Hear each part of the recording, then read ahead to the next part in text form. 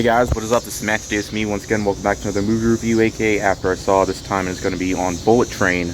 Now, Bullet Train stars Brad Pitt, and he's riding the bullet train all the way back to another location when he stumbles across a bunch of people, one guy with a briefcase, and another guy who's trying to save his grandson or something, and then all these other characters appear.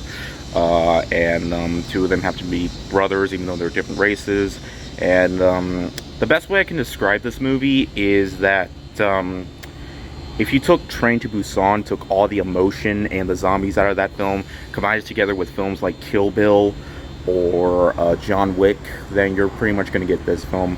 This film is directed by David Leitch, director of Atomic Blonde and Deadpool 2.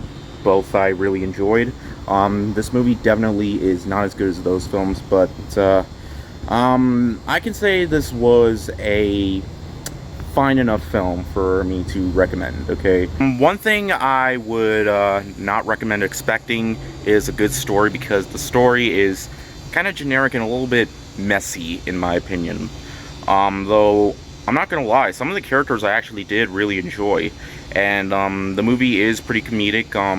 Probably my favorite running gag throughout the entire movie has to involve Thomas the Tank Engine. Like, there's this guy who talks about Thomas the Tank Engine a lot, comparing other people to certain trains, like a Diesel or Percy. It was funny, and it was the most entertaining thing about the whole movie. And the movie is violent, though it doesn't get incredibly insane until the very last act. I mean, the first half did have a good amount of violence, but it was mostly through flashbacks, pretty much. And, but the movie is still pleasantly well-paced. The movie is 2 hours long.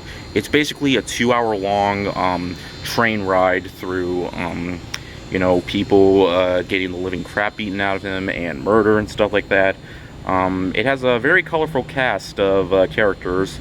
Some were interesting, some not so much.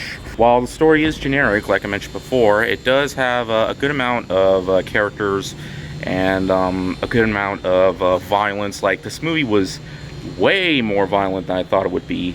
It definitely does not slow down on the blood aspect, because there is a lot of it. And almost all of it happens on a train.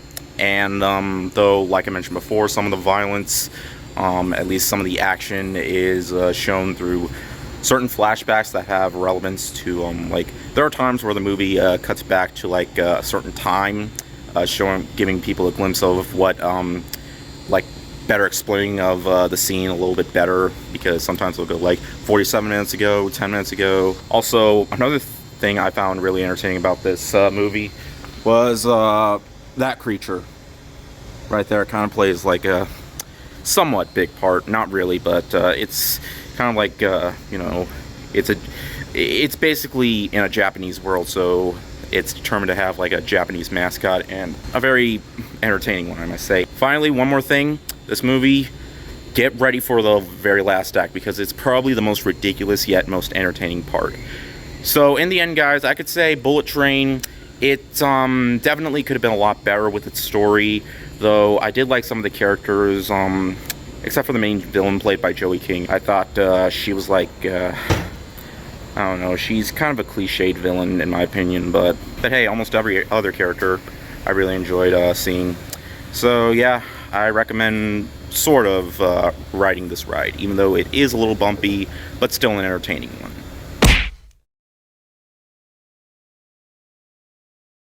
Didn't have too much to say about it, but hope you guys enjoyed this video. I am going to be watching the new Prey movie. Heard that's been doing really well with critics right now, so hopefully it'll live up to the hype. Thank you guys so much for watching. See you guys later. Word out.